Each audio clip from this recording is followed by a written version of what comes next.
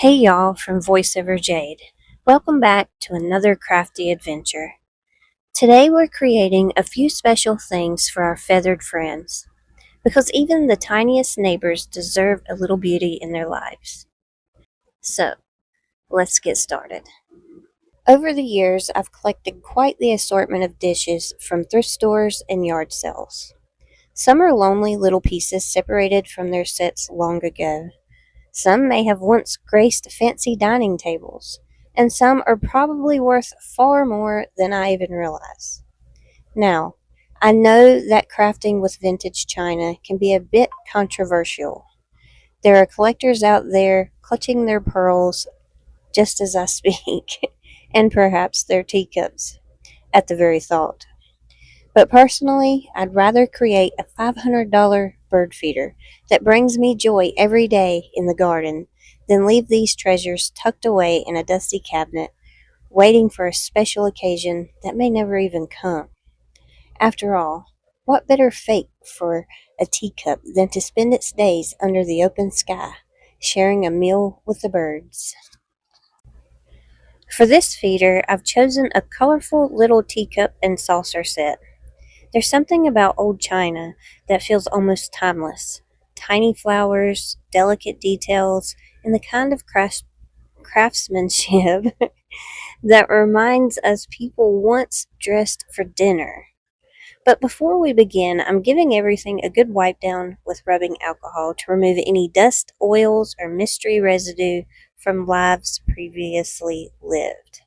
A clean surface helps the adhesive bond properly, and if we're asking this little tea set to spend its final days outdoors, we might as well give it the best chance at success. For the hanging portion, you'll need 3 small hinges. They usually come in packs of 2, so you'll need 2 packs for one feeder.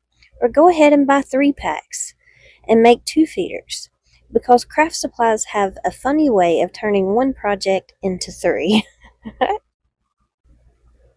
You'll want to have a look at your hinges and just fiddle around with it and see how it best fits and maneuvers on your saucer, and you'll want to equally spread out the 3 hinges around the edge. Now I plan to use epoxy. I've made these bird feeders for years, and epoxy has always worked best for me. I'm not familiar with E6000 or how it holds out being outdoors, so if you have, please let me know in the comments. Um, yeah, so you can give it a try. I just can't guarantee how it will work. Now, the epoxy, you want equal parts. So I usually push it up until they both come out equally, discard that portion, and then I go in and we're going to mix the tiniest amount because this epoxy sits up fast. Okay, so whatever you don't use in the beginning, it's going to be wasted. So small portions. And you just give that a little mix. I use popsicle sticks, they work great here. And I've just got like a disposable plastic lid. I've spaced out my hinges, and we're going to add the tiniest amount here. Okay, this is not the final adhesion. We just want to set these hinges in place. Okay, so the tiniest amount, and just push it forward and let it sit for approximately 30 minutes. It doesn't have to cure completely. We just want it to set until it's slightly firm. And then we will cover the hinges with more epoxy. Now, once that has set firm, then you want to go in, mix up another small amount of epoxy, and you just want to take that epoxy and apply it over the entire fold of the hinge here. But you want to do it in small, thin layers because you don't want this epoxy to drip down into the moving mechanism of the hinge there. Because if you do, your hinge is going to be stuck straight out, and we don't want that. So I like to put my saucer on this is just a sheet of scrapbook paper so I can spin it around as I work. and I'm just doing thin layers, spin around another thin layer, and then by the time I get back to the first one, that thin layer has already kind of set, and I can add another thin layer. And I do this about 2 or 3 layers just until you can see that the entire part of the hinge flap there is covered in epoxy. You don't want any gaps or cracks. And yeah, then you just let this sit uh, probably for about an hour. You want this part of the epoxy to get pretty firm to the touch before you move forward in moving your saucer around. After an hour, the epoxy is firm enough to move around. You want to carefully wiggle your hinges to break up any epoxy that may have dripped down into the maneuvering part of your hinge. You want to place your teacup where the handle does not line up with the hinge. You don't want your chain hanging down over the handle. It can make your feeder hang kind of cattywampus. Okay, now we've mixed up a decent amount of epoxy now, and you want to add it around the bottom of your teacup, and it's okay if the epoxy drips down into the cavity of the bottom base there, because when you flip it over, it's all going to run back down anyways, so that's not a big deal. You do want to put a healthy amount because you don't want your teacup breaking loose. And yeah, so I'm just going to use all of the epoxy here because there's no need in trying to save any. You can't save the epoxy once it has been mixed. Please keep that in mind. Once you mix the two sides of the epoxy together, you have to use it all. So I just place my teacup down onto my saucer, and I want to put something heavy there just so it doesn't slide around. Then I'm going to wiggle my hinges just one more time and kind of put them into place in the angle that I want it to be when it dries. While that cures for the next 24 hours, we're going to start on the next project. I saved this little lantern from the dumpster. Structurally, it's in pretty good shape. It's just kind of grody. So we're going to take it apart, clean it up. I'm going to use this little thrift store dish here as our water feature for the birds. And yeah, so let's get this all taken apart and cleaned up. I'm going to start by removing the glass panels. It's pretty simple. You just use a flathead screwdriver, flip these little flaps open, and remove the glass. This is a do as I say and not as I do moment. I should be wearing like some gloves to prevent like the sharp gloves where you can't cut yourself. So yeah, you might want to take a little more precaution than I did, but we're just going to take everything out of this lantern. Okay, now I'm just going to take a wire brush and scrub and clean this entire lantern. Look at me being a multitasker. While the lantern is drying, we're going to refurbish this little birdhouse that I also got at the thrift store. It really just needs a good cleaning. It needed a new perch, so I grabbed a stick out of the yard that fit in the hole. There we have it. We have a perch. I've got some jute twine that I'm going to use as the hanger. And yeah, after a good cleaning, that is really all this little birdhouse needs to be functional again. Now I'm just going to trim this to size, and then I'm going to add some epoxy over that knot just in hopes that it doesn't ever unravel. I don't want my bird house to fall, right? That would be bad. That would make me a horrible landlord. And I'm going to put it at the top of the knot as well, just to kind of hold the hanger in place. I also am putting epoxy down into the hole, and this just hopefully makes the bird feeder more water resistant. I don't want to flood the birdhouse, so I'm hoping that epoxy will keep water out. I'm adding the perch also with epoxy. I figure just I'm already using epoxy for the other projects. I'm just going to use it for everything. And epoxy is pretty durable outside. So any outdoor projects, I really like to use epoxy. Now that the lantern is dry, I'm going to give it a coat of this clear glaze to prevent any more of the paint from chipping off. The epoxy from our first project is completely cured now, and it is time to do the best part. We are going to decorate. Now, I have these little decorative hooks here. They actually came from the hobby store. They are Christmas ball or Christmas ornament hangers. I have this metal chain also from the hobby store. I have a variety of beads, um, decorative beads and such. And yeah, I'm just going to have fun and I'm going to decorate my bird feeder. And this is where you get to let your creative juices flow. You can just decorate it however you see fit for whatever season, for whatever holiday, or just general garden decor aesthetic.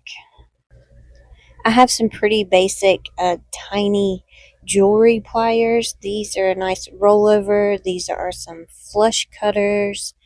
And then I have these pointy ones here that work like some sturdy tweezers.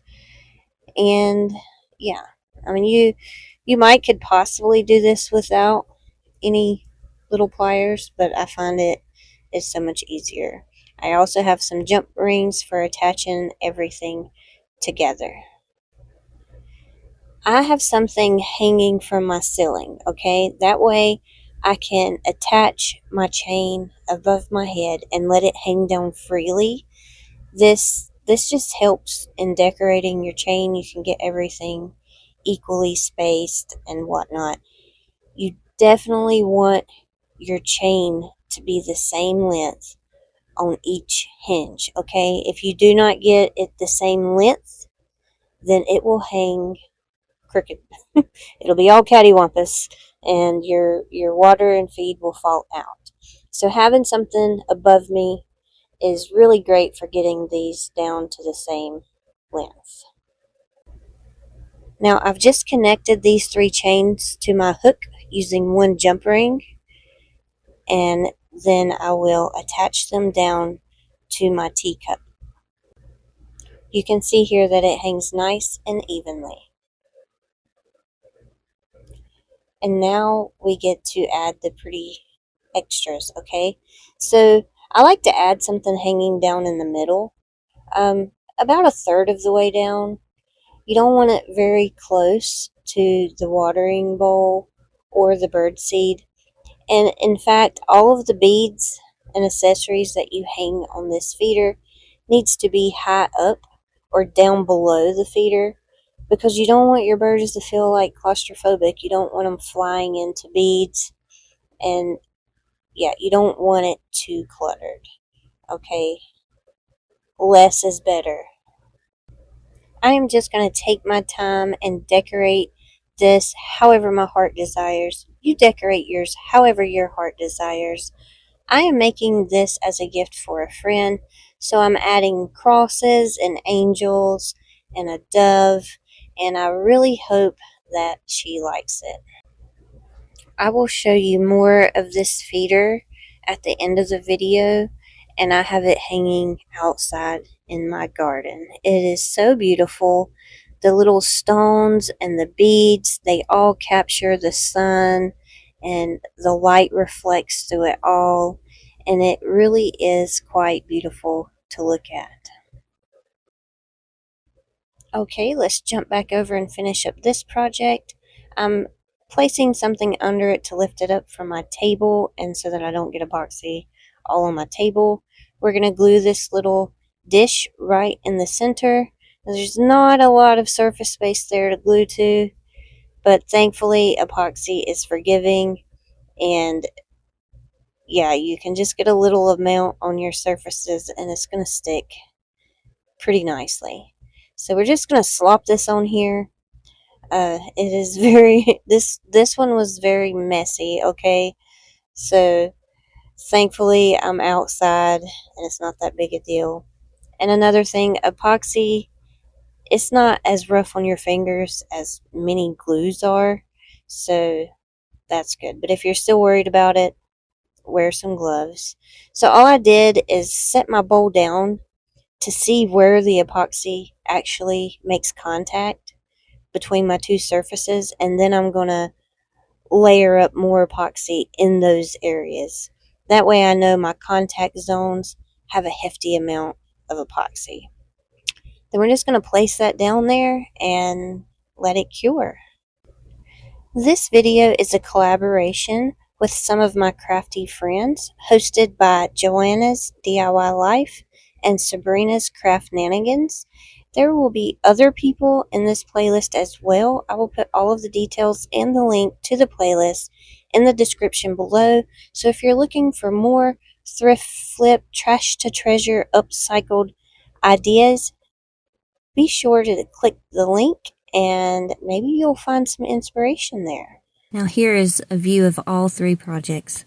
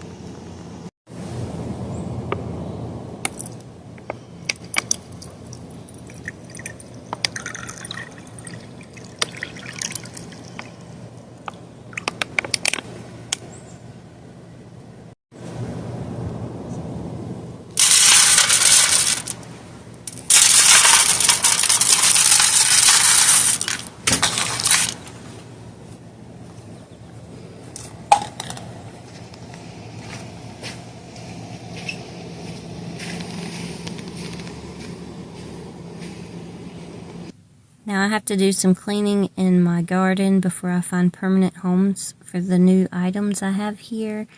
I want to find somewhere special for this bird feeder so that the cats and the squirrels don't try to fiddle with it. But for now, they're going to hang out here in my little moss garden. So yeah, I really hope y'all enjoyed these projects. I guess they were kind of thrift flips and trash to treasure. As always, thank you guys so much for watching. Please subscribe and y'all have a great day.